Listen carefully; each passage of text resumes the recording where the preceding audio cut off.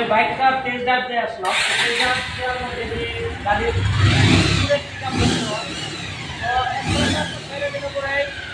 সুন্দর রানিংয়ে বন্ধ হয়ে যাচ্ছে, মানে স্টার্টে অনেক প্রবলেম, অনেক কি করার পর ঘুম দিয়ে আপনার স্টার্ট হয়। আর কিন্তু হচ্ছে গাড়ি যখন রান করি, যখন ক্লাস টান দিয়ে গাড়ি চালু করতে যাবো তখন চেঞ্জ পকেট থেকে গট করে আওয়াজ আসে। তো এই চেঞ্জ পকেট থেকে আসে অরিজিনালি আপনার ক্লাস সাইড থেকে। তো পালসার বাইকের বেশিরভাগই এই ক্লাস প্লেট টাল হয়ে যায়। তো হাফ সেন্টার ক্লাস প্লেট এটা আমরা চেক দেবো খুলে। আর আপনার এই বাইকটার কার্বোরেটারও প্রবলেম, কার্বোরেটার প্রবলেমের কারণে স্টার্টে করে এগুলো আমরা আর নিউট্রাল বাচ্চাটা শু করে না, নিউট্রাল বাচ্চাটাও শু করে না। তো এইগুলো মেজর যে সমস্যাগুলো আছে এই সমস্যাগুলো আমরা আজকে এই সার্ভিসে সমাধান করে দিব। তো সাথে থাকবেন কীভাবে সমাধান করি। তো পালসার বাইকটার আমরা বডি পার্টসটা আলাদা করে খুলে নিচ্ছি। তো প্রত্যেকটা পার্টস আমরা আলাদা আলাদা করে ধুয়ে ওয়াশ করে নিব। দেখতেই পাচ্ছেন কী অবস্থা বাইকের। তো মাস্টার সার্ভিসে আরও কী কী পাচ্ছেন আমরা এই ভিডিওতে দেখাবো, সাথে থাকবেন। তো আমরা প্রথমে বাইকটা ওয়াশ করে নিব, বডিটা প্রত্যেকটা নাট পার্ট দেখেন কী অবস্থা, পুরো জল এসে পড়েছে। তো এই নাটগুলো আমরা সুন্দর কেরোসিন তেল দিয়ে ভেজে রাখবো।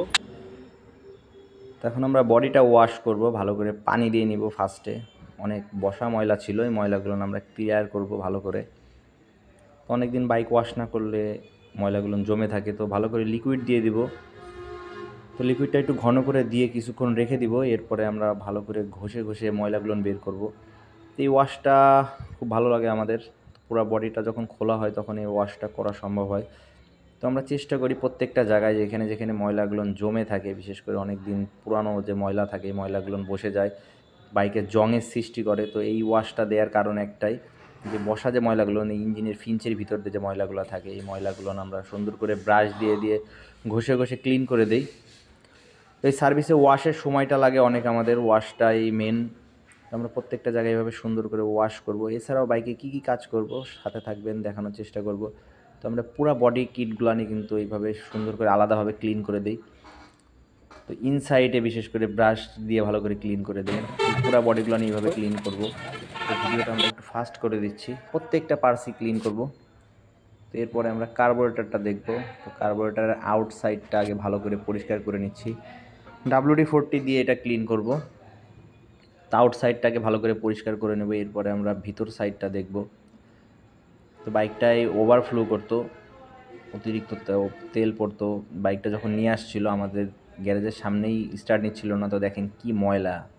ওভারফ্লো করার মেন কারণ হচ্ছে কার্বোরেটারে যদি ময়লা থাকে, এই পিনগুলানে ময়লা থাকে, এই পিনটাই 100%, হ্যাঁ দেখেন এখানে ময়লা আছে, ময়লার জন্যই মেন হচ্ছে ওভারফ্লো করতো। তো আমরা এটা ভালো করে ক্লিন করে দিব। যখনই কার্বোরেটারে ময়লা পাবেন অবশ্যই ফুয়েল ট্যাঙ্কিটাও কিন্তু পরে ক্লিন করবেন।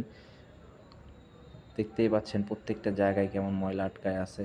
তো এই ময়লাগুলো ভালো করে ক্লিন করব আমরা। একটা কার্বোরেটর ক্লিন করার সময় হয় আপনারা পেট্রোল ইউজ করতে পারেন অথবা WD-40 পিনের ভিতরে ময়লাগুলো ক্লিয়ার করে দিচ্ছি। তো কার্বোরেটরটা ভালো করে পরিষ্কার করব আমরা। প্রত্যেকটা জায়গা সুন্দর করে ক্লিন করা হয়ে গেলে এরপর আমরা কার্বোরেটরটা ফিটিং করব। তো অনেকে আমাদের এখানে কাজ শিখতে আসতে চান, তো চলে আসতে পারেন স্ক্রিনে দেওয়া নাম্বারে। যারা কাজ শিখতে চান অবশ্যই যোগাযোগ করে আসতে পারেন। যদি মির্জাপুরের আশেপাশে হন চলে আসতে পারেন। তো আমরা কার্বোরেটরটা সেটিং করে দিব ভালো করে। কার্বোরেটর সেটিং করার পর আমরা আরও কী কী কাজ করব দেখাবো। কার্বোরেটর সেটিং করার সময় অবশ্যই খুব সাবধানতা অবলম্বন করবেন। একটা জিনিস মিসিং হইলেই কিন্তু স্টার্ট নিবে না অথবা আবার ওভারফ্লো করবে, এরকম অনেক প্রবলেমই আমরা দেখছি। তো কার্বোরেটর পিস্টনটাও একটু ভালো করে সেট করবেন। সেট করার সময় কার্বোরেটর পিস্টনটা যেন মিস না হয়। আমরা ভালো করে মুছে নিচ্ছি, আগে বডিটা মুছে নিয়ে কার্বোরেটর পিস্টনটা সেটিং করে দিলাম। এরপরে আমরা ফুয়েল ট্যাঙ্কিটা ক্লিন করব, সাথে থাকবেন। তো ফুয়েল ট্যাঙ্কির ভিতরে দেখেন কি এইগুলা শুধু জং আর জং, যার জন্য এই ময়লাগুলো নিয়ে কার্বোরেটারে যায়, কার্বোরেটারে যে সমস্যা তৈরি করে। তো আমরা আরও 2-3 বার ফুয়েলটা ভিতরে দিয়ে ঝাঁকাবো, ঝাঁকাই দেখাবো। দেখেন কি বেরোচ্ছে, শুধু গাদা গাদা জং আর জং। পালসারের এটা মানে কী বলবো, যতগুলো পালসারে আমরা এই ক্লিন করি 10টার ভিতরে হয়তো 8টা পাইকে দেখেন কি অবস্থা, জংয়ের স্তরটা দেখেন। এই ফুয়েল ট্যাঙ্কিটা যদি 8 থেকে 10 হাজার পর পর যদি মানে ক্লিন না করে ফুয়েল ট্যাঙ্কিটা লিক হয়ে যাবে, একটা সময় আসবে যে ট্যাঙ্কিটা বাতিল হয়ে যাবে। তো ট্যাঙ্কিটা আমরা ক্লিন করে দেব। এরপরে ফ্রন্টের ক্যালিপারটা ক্লিন করব। ফ্রন্টের ক্যালিপারেও অনেকটা ময়লা আছে, রাবারগুলো লুজ হয়ে গেছে। তো ফার্স্টে আমরা ভালো করে ক্লিন করে নিচ্ছি, অ্যান্টিরাজ দিয়ে ক্লিন করব। এটাও একটা ব্রাশ দিয়ে ভালো করে ঘষে ঘষে পরিষ্কার করব। তো ফ্রন্ট এবং রেয়ার দুইটাই যদি ড্রাম হয় তাহলে ড্রামটাও আমরা ক্লিন করে দিব, এবং যদি ডিস্ক হয় তো দুইটা ডিস্কই আমরা এভাবে ক্লিন করে দিব। তো ভালো করে আগে পরিষ্কার করে নিয়ে এবার হাওয়া মেরে নিচ্ছি, অ্যান্টিরাজটা শুকায় নিচ্ছি। তো এরপরে আমরা গ্রিস করে দিব। এই ক্যালিপার রাবারটা খেয়াল রাখবেন। তো গ্রিজিং করে দিচ্ছি। গ্রিজিং করে দেওয়ার একটাই কারণ হচ্ছে এটা ভালো করে প্রেস করবে, যে পিস্টনটা আছে পিস্টনটা প্রেস না করলেই এটা হবে কি যে ডিস্কটা গরম হবে এবং ক্যাচ ক্যাচ ক্যাচ ক্যাচ শব্দ হবে। এটা খেয়াল রাখবেন সেটিং করার সময় যাতে পিস্টনটা সঠিকভাবে খেলে নাকি। ব্রেক শুটা ভালো আছে, ব্রেক শুটা আমরা ঘষে দিচ্ছি, ঘষে পরিষ্কার করে দিব। তো ব্রেক শুটির ভিতর দিয়ে ময়লাগুলো থাকে, ময়লাগুলো ক্লিন করে দিবেন। ব্রেক শুতে যদি বালি থাকে তাহলে ক্যাচ ক্যাচ ক্যাচ ক্যাচ শব্দ করবে। তো আমরা এটা ভালো করে ক্লিন করে দিয়ে এটা ইনস্টল করে দিব। এরপরে আমরা দেখব হাইড্রোলিক অয়েলটা চেক দিয়ে দিব। ব্রেকে একটু সমস্যা আছে, তো আমরা হাইড্রোলিক অয়েলটাও চেক দিয়ে দিব। দেখতে পাচ্ছেন কতটা ময়লা গাদ জমে আছে। বাইকটা হচ্ছে সেকেন্ডের নিচে, তো আমরা এটা ক্লিন করে আবার নতুন ব্রেক অয়েল দিয়ে দিব। এটা ভালো করে ক্লিন করে নেওয়ার পরে নতুন যে ব্রেক অয়েলটা দিয়ে দিলাম।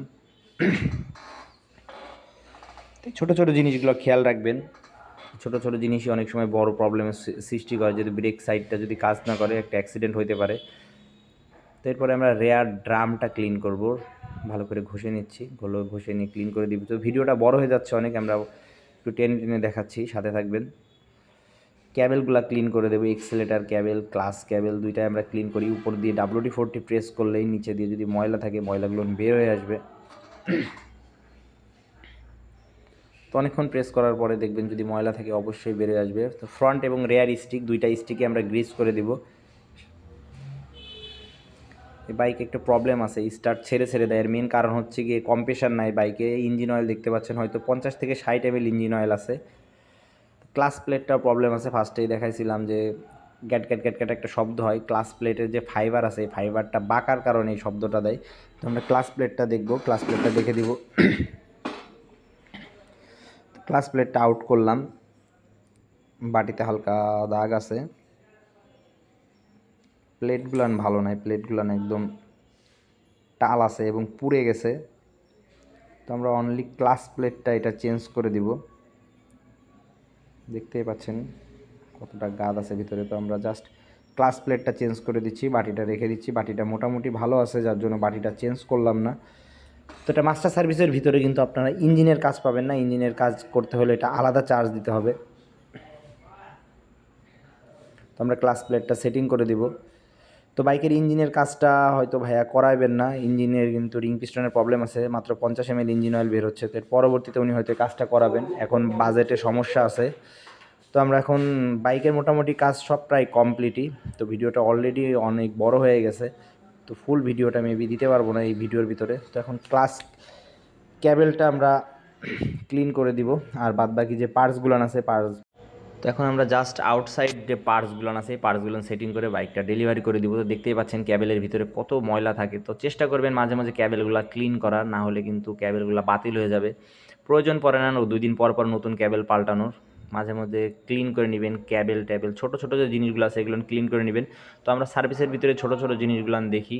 তো মেন হচ্ছে বাইকের ইঞ্জিনের কাজটা ভাইয়া করাবেন না, এর পরবর্তীতে করাবেন, তবে করাই নেওয়াটাই বেটার ছিল। তো যাই হোক ওনার বাজেটের সমস্যা ছিল, তো আমরা বাইকের সম্পূর্ণ ভিডিওটা এই ভিডিওর ভিতরে দিতে পারতেছি না, সেকেন্ড পার্ট দিব আমরা ইনশাল্লাহ। তো সাথে থাকবেন, ভালো থাকবেন, আল্লাহ হাফেজ।